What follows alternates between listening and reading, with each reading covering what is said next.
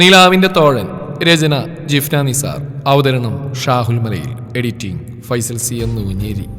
വർക്കിയുടെയും മക്കളുടെ അവഗണനയേക്കാൾ 10 മടങ്ങ് വിഷം നിറഞ്ഞു തുളുമ്പുന്ന കുറെ മനുഷ്യപിശാചുക്കളാണ് വരാനുള്ളത്. അയാളുടെ ബന്ധുക്കൾ.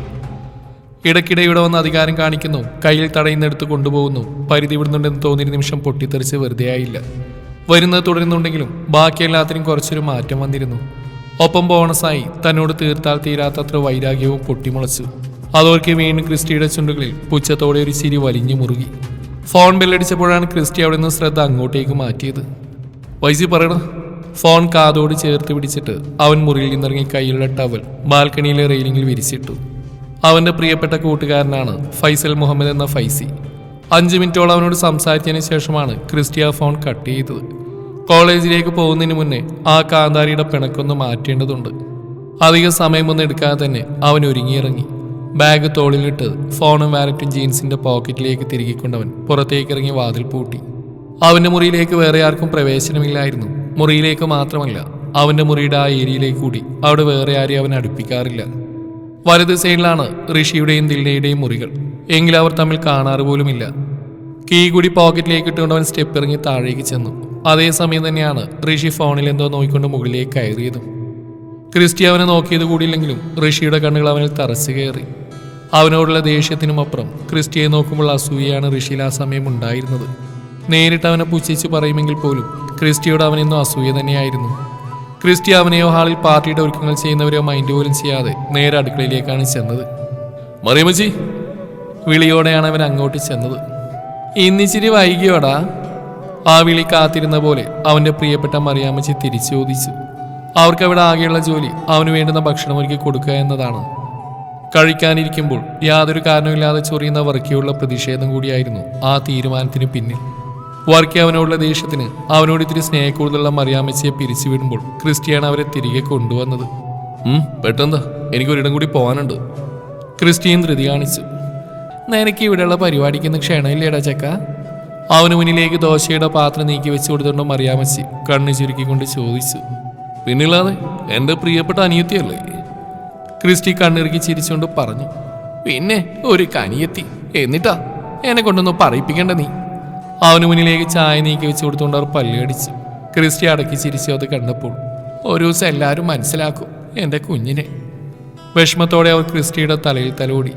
അതിനെനിക്ക് സങ്കടമൊന്നുമില്ല മറിയാമ്മച്ചി. അവൻ വീണ്ടും ചിരിച്ചു. കഴിച്ചിട്ട് പോടാ. ഒരു ദോശ ധൃതിയിൽ വാരി കഴിച്ചുകൊണ്ട് എഴുന്നേറ്റപ്പോൾ മറിയാമ്മച്ചി ശാസനയോടെ പറഞ്ഞു. മതിയായി. കൈ കഴുകാൻ തിരിയുമ്പോൾ അവൻ വിളിച്ചു പറഞ്ഞു. അതെന്നതാടാ, നീ കരിങ്കൽ വല്ലതും വിഴുങ്ങിയായിരുന്നോ? മറിയാമ്മച്ചി വിടാനുള്ള ഭാവമില്ലാതെ പിന്നിൽ തന്നെ കൂടി. എനിക്കിച്ചിരി ധൃതിയുണ്ട് മറിയാമ്മച്ചി, പോയിട്ട് വരാം കേട്ടോ. അവൻ ആ കവിളിലൊന്ന് പിടിച്ചു വലിച്ചുകൊണ്ട് പറഞ്ഞു. ആ ചിരിയിൽ അലിഞ്ഞു പോയിരുന്നു അവരുടെ പരിഭവവും. ഇനി ഇവിടെ ചുറ്റിത്തിരിഞ്ഞിക്കാൻ നേരെ മുറിയിലേക്ക് വിട്ടോ. ഇന്നിവിടെ കുറെ VIP വരാനുണ്ട്. അവർക്ക് എന്നെ മറിയാമ്മച്ചിയെ കാണുമ്പോഴേ ഒരു സെർവൻ്റായിട്ടൊക്കെ തോന്നും. നമ്മൾ എന്തിനാ അതിനൊരു അവസരം കൊടുക്കുന്നത്? ബാഗ് എടുത്ത് തിരിയുന്നതിനിടെ അവനെ ഓർമ്മിപ്പിച്ചു. മറിയാമ്മച്ചി അവനെ നോക്കി ചിരിയോടെ തലയാട്ടി. ബാഗും വലിച്ചെടുത്തുകൊണ്ട് ക്രിസ്റ്റി സിറ്റൗട്ടിലേക്ക് ചെന്നു. അവിടെ ഈ അലങ്കാരപ്പണികൾ തകൃതിയാണ് നടക്കുന്നത്. വർക്ക് ചെയ്തൊരു അഹങ്കാരമാക്കാനുള്ള പ്ലാനായിരിക്കും, കാശുള്ളവനാണെന്ന് കാണിക്കാൻ. ക്രിസ്റ്റിയുടെ നേരെ നോക്കി വാതിൽപ്പടി നിൽക്കുന്ന ഡെയ്സി അവൻ മിററിൽ കൂടി കണ്ടിരുന്നു. ഒരു മുരൾച്ചയോടെ ക്രിസ്റ്റി ബുള്ളറ്റ് സ്റ്റാർട്ട് ചെയ്തു. പോകും മുന്നേ അവൻ വെറുതെ ഒന്ന് തിരിഞ്ഞു നോക്കി. വൈകുന്നേരം വരണേ എന്നൊരു യാചനയോടെയുള്ള ഡെയ്സിയുടെ നോട്ടത്തിന്റെ ഉത്തരമായിരുന്നത്. കുടുകുടു ശബ്ദത്തോടെ അവൻ ബുള്ളറ്റ് കൺമുമ്പിൽ നിന്ന് ഓടിച്ചു പോയിട്ടാണ് ഡെയ്സി അകത്തേക്ക് കയറിയത്. വലിഞ്ഞു മുറുകിയ മുഖത്തോടെ വണ്ടി ഓടിക്കുന്ന ക്രിസ്റ്റിയുടെ മനസ്സിലും ആ മുഖത്തെ സങ്കടം കൊളുത്തി പിടിച്ചിരുന്നു. ആരോടൊക്കെയുള്ള ദേഷ്യം കൊണ്ട് അവന്റെ കൈകൾ ബുള്ളറ്റിന്റെ ഹാൻഡിലിൽ മുറുകി. അരമണിക്കൂർ നേരത്തെ യാത്രക്കൊടുവിൽ നഗരത്തിരക്കിൽ നിന്നും മാറി നാട്ടിൻ പുറത്തേക്കുള്ള മൺപാതയിലേക്ക് അവന്റെ ബുള്ളറ്റ് പാഞ്ഞു. ഇരുവശവും തെങ്ങുകൾ കൊണ്ട് അതിരിട്ട പൊടിമണ്ണ് നിറഞ്ഞ റോഡ്. കൊയ്ത്തു കഴിഞ്ഞ പാടങ്ങളിൽ പന്തിനൊപ്പം പാഞ്ഞ് ജീവിതം ആഘോഷിക്കുന്ന ആവേശത്തിന്റെ ബാല്യങ്ങൾ. അറിയാതെ തന്നെ ക്രിസ്റ്റിയുടെ വലിഞ്ഞു മുറുകിയ മുഖത്ത് നിലാവ് ദിശതുപോലൊരു ചിരി തെളിഞ്ഞു. ചേട്ടായി! അവന്റെ ബുള്ളറ്റിന്റെ സ്വരം കേട്ടതും കളിച്ചുകൊണ്ടിരിക്കുന്ന പീക്കിരികൾ ഒരേ സ്വരത്തിൽ വിളിച്ചു കൂവി. ക്രിസ്റ്റി വണ്ടി നിർത്തിക്കൊണ്ട് അവർക്ക് നേരെ കൈവീശി കാണിച്ചു. സ്കൂളിൽ പോണില്ലടാ? അവൻ ഉറക്കി വിളിച്ചു ചോദിച്ചു. സമയായില്ല ചേട്ടായി. വീണ്ടും കോറസുകളെല്ലാം കൂടി ഏറ്റുവിളിച്ചു. ക്രിസ്റ്റി ചിരിയോടെ കയ്യിലെ വാച്ചിലേക്ക് നോക്കി. കൂടുന്നോ? ബാറ്റ് ഉയർത്തി കാണിച്ചുകൊണ്ടിരുത്തൻ ചോദിച്ചു. ടൈമില്ലടാ ചക്ക, എനിക്ക് കോളേജിൽ പോണം. ക്രിസ്റ്റി ചിരിയോടെ വിളിച്ചു പറഞ്ഞു. ഡോൺ വരി ചേട്ടായി, നെക്സ്റ്റ് ടൈം. കൂട്ടത്തിൽ ഏതോരുത്തൻ അറിയാവുന്ന മുറി ഇംഗ്ലീഷ് കാച്ചിയതോട് കുട്ടിപ്പട്ടൾ അവനെ പൊതിഞ്ഞു. ചിരിയോടെ അവനെ കളിയാക്കാൻ തുടങ്ങി. ആ കളി ചിരികൾ ആസ്വദിച്ചുകൊണ്ടാണ് പിന്നെ ക്രിസ്റ്റി മുന്നോട്ട് വണ്ടി ഓടിച്ചത്. ഇത്തിരി നീളത്തിൽ വയൽ അവസാനിച്ചാൽ പിന്നെ തൊട്ടടുത്തായി വീടുകളാണ്. കാണുന്നവരെല്ലാം ക്രിസ്റ്റിയെ നോക്കി പരിചിത ഭാവത്തിൽ ചിരിച്ചു. വാത്സല്യം നിറഞ്ഞ സ്നേഹവും ചിരികളും അവൻ ഹൃദയം കൊണ്ട് ഏറ്റെടുത്തു. അവിടെയുള്ള ഓരോ പുൽനാമ്പിനെ പോലും അറിയാം മീരയുടെ പ്രിയപ്പെട്ട ഇച്ഛന്. അവൻ്റെ കയ്യിൽ തൂങ്ങി ആ നാട്ടിൻപുറങ്ങളിൽ കറങ്ങി നടക്കുന്നതാണ് പെണ്ണിനെ ഏറെ ഇഷ്ടം. നാട്ടിലുള്ള മുഴുവൻ പീകിരി പിള്ളേരും ആ മരങ്കേറിയുടെ കൂട്ടുകാരാണ്. അവരുടെ സെറ്റിന്റെ കയ്യിൽ നിന്ന് ചാടിപ്പോയ വികൃതികളെ ഈ ലോകത്തുള്ളിൽ നിന്ന് തോന്നും വിധം കുരുത്തക്കേടുകൾ കയ്യിലുണ്ടെങ്കിലും അതിൻ്റെ യാതൊരുവിധ അഹങ്കാരവും ഇല്ല. ക്രിസ്റ്റി ആ ഓർമ്മയിൽ തന്നെ ചിരിച്ചുപോയിരുന്നു. ഓടിയിട്ട ചെറിയൊരു വീടിന്റെ മുമ്പിലെത്തിയതും അവൻ തുടരെ ഹോൺ മുഴക്കി. ആ ബുള്ളറ്റിന്റെ സ്വരം കേട്ടാൽ വെടിയുണ്ട പോലെ പാഞ്ഞു വന്നൊരുവളെ അന്ന് അവൻ അവിടെ കണ്ടില്ല. അപ്പൊ പിണക്ക് ചിരി മുന്തിയനാണല്ലോ കർത്താവേ, സ്വയം പറഞ്ഞുകൊണ്ട് അവൻ വണ്ടി നിർത്തി ഹെൽമെറ്റ് ഊരി മാറ്റി. തോളിൽ കിടന്ന ബാഗ് ഊരി വണ്ടിയുടെ മുകളിലേക്ക് വെച്ച് ഉടഞ്ഞുപോയ മുടിയഴകൾ കൈകൊണ്ട് കോതിയൊതുക്കി. തുറന്നു കിടക്കുന്ന വാതിക്കൽ ഒരു സ്ത്രീ വന്ന് നിന്നു. 40 വയസ്സോളം പ്രായമുണ്ടാവും. കയറി വാ മോനെ. വിളറിയ മുഖത്തെ ആവശ്യതയിലും നിറഞ്ഞ ചിരിയോടെ അവർ ക്രിസ്റ്റിയെ ക്ഷണിച്ചു. അവളെവിടെ ആൻറ്റി? അവൻ വണ്ടിയിൽ നിന്ന് ഇറങ്ങുന്നതിനിടെ ചോദിച്ചു. ഇവിടെ വാതിൽപ്പടിയിൽ ഇരിപ്പുണ്ടായിരുന്നു ഇതുവരെയും. ഓൻ്റെ വണ്ടിയുടെ ഒച്ച കേട്ടപ്പോൾ എഴുന്നേറ്റ് ഓടിയതാവും. അകത്ത് കിടപ്പുണ്ട്. ജീവനോടെ ഉണ്ടെങ്കിൽ നീ ഇന്ന് വരുമെന്ന് അവൾക്ക് ഉറപ്പല്ലേ? അകത്തേക്ക് നോക്കിയിട്ടാണ് അവരത് പറഞ്ഞത്. ക്രിസ്റ്റി ചിരിയോടെ ഷൂ അഴിച്ച് മാറ്റിക്കൊണ്ട് അകത്തേക്ക് ചെന്നു. നേരെ പോയത് ചെറിയൊരു ഹാളും കടന്ന് വലത് സൈഡിലെ മുറിയിലേക്കാണ്. വിചാരിച്ച പോലെ തന്നെ കമിഴ്ന്ന് കിടപ്പുണ്ട്. ക്രിസ്റ്റി ചിരിയോടെ ആ കിടക്കയിൽ അവിടെ അരികിൽ പോയിരുന്നു. നീ പെണ്ണേ എഴുന്നേറ്റ് വന്നേ, ഇല്ലെങ്കിൽ ഞാൻ എൻ്റെ പാട്ടിന് പോവേ. ക്രിസ്റ്റി അവളുടെ തോളിൽ തട്ടി വിളിച്ചു. ഒന്നും അനങ്ങിയ കൂടിയില്ല. നാടുമ്പുറം നോക്കി ഒന്ന് അങ്ങോട്ട് കൊടുക്ക്. ചാടി എണീക്ക് അവള്. ഇങ്ങനെയുണ്ട് ഒരു വാശി. വാതിൽക്കൽ അവനൊപ്പം വന്നുകൊണ്ട് ആ സ്ത്രീ പറഞ്ഞു. അവള് കുഞ്ഞല്ലേ ആൻറ്റി? ക്രിസ്റ്റി ഒന്ന് കണ്ണിച്ചിമ്മി കാണിച്ചു. പിന്നെ ഒരു കുഞ്ഞുകുട്ടി, വയസ്സ് 15 ആയില്ലേ? നീ ഇങ്ങനെ ഇവിടെ താളത്തിന് തുള്ളിയിട്ടാ ക്രിസ്റ്റി പെണ്ണിന് ഇത്രയും വാശിയും കുറുമ്പും. അവർ വീണ്ടും പറഞ്ഞു. മീരെ എഴുന്നേറ്റോ, ദേശാരി ആൻറ്റി കളിപ്പിട്ട് തുടങ്ങിയേ. ക്രിസ്റ്റി വീണ്ടും അവളെ തട്ടി വിളിച്ചു. നിനക്ക് സ്കൂളിൽ നിന്ന് ടൂർ പോകണം, അത്രയല്ലേ വേണ്ടത്? ഞാൻ ഏറ്റു. ഇപ്പൊ നീ എണീക്ക്. എനിക്ക് ഈ വഴി തന്നെ കോളേജിൽ പോകാനുള്ളതാ പെണ്ണേ. ക്രിസ്റ്റി വീണ്ടും പറഞ്ഞോടെ കമിഴി നടക്കുന്നവൾക്ക് ഇച്ചിരി അനക്കം വെച്ച് തുടങ്ങി. ഇനിയും സോപ്പിട്ട് പറയുന്ന പൊന്നുമോള് വെറുതെ മോഹിക്കണ്ട, ചവിട്ടി താഴെയിടും ഞാൻ. അറിയാലോ ക്രിസ്റ്റി അടഞ്ഞ. അവൻ പറഞ്ഞ് മുഴുവനാക്കും മുന്നേ മീര എഴുന്നേറ്റ് കഴിഞ്ഞിരുന്നു. പാറി പറന്നു കിടക്കുന്ന മുടിയിഴകൾക്കിടയിൽ അമ്പിളി കീറ് പോലൊരു കുഞ്ഞു മുഖം. പിടക്കുന്ന ആ കണ്ണുകൾ തുളുമ്പി നിൽക്കുന്നു. എൻ്റെ ഏട്ടനല്ലെന്ന് പറഞ്ഞില്ലേ? വിതുമ്പുന്ന ചുണ്ടുകൾ കൊണ്ട് അവൾ അവനെ നോക്കി പരിഭവത്തോടെ പറഞ്ഞു. ക്രിസ്റ്റി അവൾക്കരിയിലേക്ക് നീങ്ങിയിരുന്നു. ഞാനോ? അവൻ മുഖം ചുളിച്ചു. പിന്നെ ഞാനോ? മീര കലിപ്പോടെ ചുണ്ടുകൂർപ്പിച്ചു. ആ പറഞ്ഞ സത്യയിലടി പൊട്ടി. ഞാൻ നിന്റെ ഏട്ടനാണോ? നിന്റെ ഇച്ഛയല്ലേടി? നിന്റെ ഇച്ഛയല്ലേടി ഞാൻ? അവൻ അവളെ തോളിൽ കൂടി കൈയിട്ട് പിടിച്ചു. അല്ല, അങ്ങനെ അല്ല പറഞ്ഞേ. മീര വാശിക്കാരിയായി. ശരി, പിന്നെ എങ്ങനെയാ പറഞ്ഞു? ഇച്ഛൻ മറന്നുപോയല്ലോ, നീ ഒന്ന് പറഞ്ഞു തന്നേ. ക്രിസ്റ്റി അവളുടെ താടിയിൽ പിടിച്ച് കൊഞ്ചിച്ചു. ഇച്ഛൻ്റെ ആരുമല്ല, നിന്റെ ഒറിജിനൽ ഏട്ടനപ്പനും ജീവിച്ചിരിപ്പുണ്ടല്ലോ. കാശ് വേണമെങ്കിൽ അവരോട് പോയി ചോദിക്കുന്നു പറഞ്ഞില്ലേ? പറഞ്ഞു. ഓ നീ പറഞ്ഞുകൊണ്ട് മീര അവൻ്റെ തോളിൽ ചാരി. ഷോ, അതൊക്കെ മനസ്സിൽ വെച്ചുകൊണ്ട് നടക്കണം എൻ്റെ കൊച്ചേ നീ. അന്നേരത്തെ തമാശക്ക് പറഞ്ഞിരടി പൊട്ടിയത്. ഇങ്ങനൊരു ബുദ്ധൂസ്. ക്രിസ്റ്റി അവളുടെ തലയിലൊരു കൊട്ടുകൊടുത്തു. നിന്റെ അപ്പം പൊറുക്കി ചെറിയാൻ കാഞ്ഞ ബുദ്ധിയാണല്ലോടി മോളെ. പിന്നെ എങ്ങനെയാടി നീ ഇങ്ങനെ ഒരു മന്ദബുദ്ധിയായി പോയത്? അയ്യേ കഷ്ടം.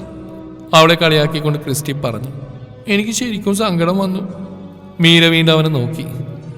ഈയാടാ സോറി കേട്ടോ. ക്രിസ്റ്റി സ്വന്തം നെറ്റിക്കൊണ്ട് അവളെ നെറ്റിയിൽ മുട്ടിച്ചു. അതെല്ലാം നോക്കി നിറഞ്ഞ കണ്ണോടെ മീരയുടെ അമ്മ ശാരി ചുമരിൽ ചാരി നിൽപ്പുണ്ട്. മീരയുടെ അമ്മ മാത്രമല്ലായിരുന്നു അവർ. വർക്കി ചെറിയാനെന്ന ചെകുത്താൻ്റെ പ്രണയവലയത്തിൽപ്പെട്ട് ജീവിതവും മാനവും പോയൊരു പെണ്ണുകൂടിയായിരുന്നു. അയാൾക്കൊരു കുടുംബമുണ്ടെന്ന് അറിഞ്ഞു തന്നെ പ്രണയവികൃതി തലക്ക് പിടിച്ച് മീര ഉദരത്തിൽ തുടിച്ചു തുടങ്ങിയപ്പോൾ മാത്രമായിരുന്നു. മനോഹരമായിരുന്നു വർക്കി ചെറിയാൻ്റെ കാമുക വേഷം. അയാളത് ആത്മാർത്ഥമായി തന്നെ ആരെങ്കിലും അവതരിപ്പിച്ച് കടന്നു കളഞ്ഞു. അവരിൽ ഒരു ഇര മാത്രമായിരുന്നു ശാരി. കെറുപിടിയാണെന്ന അറിവോടെ വർക്കിയോടൊപ്പം സ്വന്തം വീട്ടുകാരുകൂടി ശാരിയെ കൈവിട്ട് കളഞ്ഞു. മീരമോൾക്ക് വേണ്ടി അവൾ അനുഭവിച്ചതെല്ലാം കണ്ണീരോടെയല്ലാതെ കേട്ടു നിൽക്കാനാവില്ല മനസാക്ഷിയുള്ള ഒരാൾക്കും. തോൽക്കിൽ നിന്ന് വാശിയുള്ളതുപോലെ പൊരുതി നേടിയ ജീവിതം അടിയറവ് പറഞ്ഞത് പകച്ചു പോയത് മാറാരോഗത്തിന് മുന്നിലാണ്. ചെറുപ്പ് നിൽപ്പിൻ്റെ ഏറ്റവും അവസാനത്തെ സ്റ്റേജിലാണ് ശാരി വർക്കിയെ തേടിയുള്ള യാത്ര തുടങ്ങിയത്.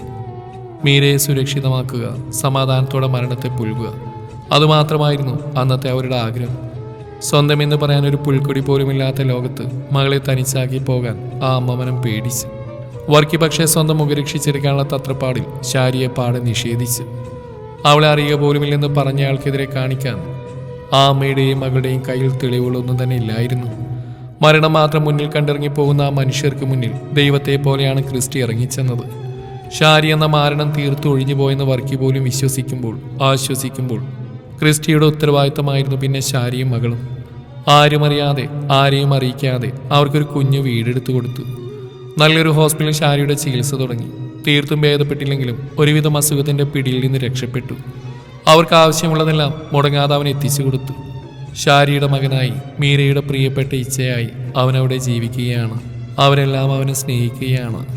വീണ് കിട്ടുന്ന ഇടവേളകളിൽ ഇടക്കൊക്കെ പാഞ്ഞെത്തുന്ന ക്രിസ്റ്റിയെ ആ ഗ്രാമം മൊത്തം കാത്തിരിക്കാൻ തുടങ്ങി. എല്ലാം മറന്നൊന്ന് ചിരിക്കാൻ കൊതിക്കുമ്പോൾ ക്രിസ്റ്റിയും അവിടെ ആഗ്രഹിക്കാൻ തുടങ്ങി. ഇച്ച, മീര അവന്റെ കയ്യിൽ അമർത്തി നുള്ളിക്കൊണ്ടാണ് വിളിക്കുന്നത്. വേദനിക്കുന്ന പിശാച്. നന്നായി പോയി. മീര അമർത്തി ചിരിച്ചുകൊണ്ട് അവനെ ചുറ്റിപ്പിടിച്ചു.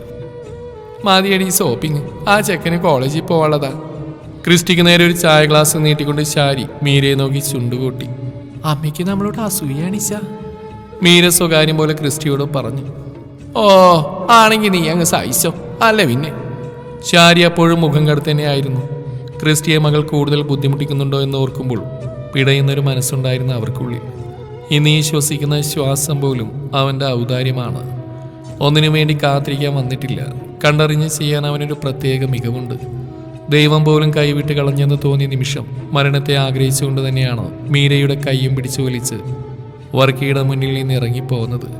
ഇനി ജീവിച്ചിരിക്കാൻ അവകാശമില്ലെന്നും അർഹതയില്ലെന്നും തോന്നിയെടുത്ത് നിന്നും ദൈവത്തെ പോലെ കാരുണ്യത്തോടെ ചേർത്ത് പിടിച്ചവൻ, എന്തിനും ഒരു വിളിക്കപ്പുറം ഓടിപ്പാഞ്ഞു വരുന്നവൻ, അവനെ ഒരുപാട് ദ്രോഹിച്ച വർക്കിയോട് പ്രതികാരം ചെയ്യാനുള്ള അവസരമായിരുന്നിട്ട് കൂടി സ്വന്തം അമ്മയോട് പോലും ഇന്നും ഇക്കാര്യം മറച്ചു വെക്കുന്നവൻ, ഇങ്ങോട്ട് തരുന്നതിനൊന്നും തിരിച്ചൊന്നും പ്രതീക്ഷിക്കാത്തവൻ. ശാരിയുടെ കണ്ണുകൾ വീണ്ടും വീണ്ടും വാത്സല്യത്തോടെ അവനെ തഴുകി തലോടി. ഫൈസിയുടെ കോള് വീണ്ടും ഫോണിലേക്ക് വന്നപ്പോൾ ക്രിസ്റ്റി ധൃതിയിൽ ചായ കുടിച്ച് തീർത്തിട്ട് ഗ്ലാസ് തിരികെ ഏൽപ്പിച്ചു. പോയിട്ട് വന്നാ പെട്ടെന്ന് റെഡിയായി സ്കൂളിൽ പോകാൻ നോക്ക്. മീരയെ ഒന്നുകൂടി ചേർത്ത് പിടിച്ചുകൊണ്ട് ക്രിസ്റ്റി എഴുന്നേറ്റു. ഇപ്പൊ വേണ്ടിച്ചാ.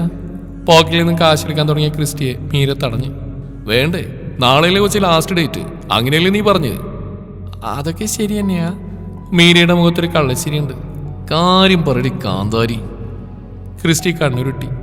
അവളുടെ മാഞ്ഞാളത്തിന് നിൽക്കാൻ നീ പോവാൻ നോ ക്രിസ്റ്റി, ഈ പെണ്ണിന് വട്ട. ശാരി വീണ്ടും മീരയെ തുറിച്ചു നോക്കി. ഇച്ച കാശ് കൊണ്ട് സ്കൂളിൽ വരുമോ? മീര കെഞ്ചു പോലെ ക്രിസ്റ്റിയെ നോക്കി. ആ മുഖത്തേക്ക് നോക്കി അവൻ അവളിലൊരു കുഞ്ഞ് ക്രിസ്റ്റിയെ കണ്ടിരുന്നു. എന്റെയാണെന്ന് അവകാശപ്പെടാൻ ഒരാളെയാണ് ആ തേടുന്നത്. അവിടെ ഷൈൻ ചെയ്യാമല്ലോ എന്നല്ല സത്യത്തിൽ ആ മനസ്സിൽ എന്റേതാണ് എന്നുള്ള തോന്നൽ നൽകുന്ന ആത്മവിശ്വാസമാണ് കൊതിക്കുന്നത്. ക്രിസ്റ്റിക്ക് അത് വളരെ എളുപ്പമാണ് മനസ്സിലാക്കാൻ. കാരണം അവനും കാത്തിരുന്നു അങ്ങനെ ഒരാൾ തേടി വരുന്നത്. അമ്മയെപ്പോലും വർക്കി വിട്ടിരുന്നില്ല തനിക്ക് വേണ്ടിയിട്ട്. ഒരുതരം വാശി പോലെ. ഒരു 100 കൂട്ടം കാര്യം ചെയ്യാനുള്ള ചെക്കന് നിന്റെ കൊഞ്ചലിൽ നടക്കാനല്ലേ നേരം. ശാരിയുടെ വാക്കുകൾക്ക് മുമ്പിൽ മീരയുടെ മുഖം കുനിഞ്ഞ്. ഇച്ച വരും, വന്നിട്ട് നമ്മൾ ഒരുമിച്ച് പോയിട്ട് നിന്റെ ടൂറിനുള്ള ഫീസ് അടച്ചിരിക്കും, അതുപോലെ. ചൂണ്ടുവിരൽ കൊണ്ട് മീരയുടെ മുഖം ഉയർത്തി ക്രിസ്റ്റി അത് പറയുമ്പോൾ മീരയുടെ കണ്ണിൽ 2 സൂര്യൻ ഉദിച്ചിരുന്നു. സന്തോഷത്തിന്റെ, പ്രതീക്ഷയുടെ അനേകായിരം വർണ്ണങ്ങൾ നിറഞ്ഞ സൂര്യൻ. തുടരും ഈ കഥയുടെ ബാക്കി ഭാഗം നാളെ ഇതേ സമയം.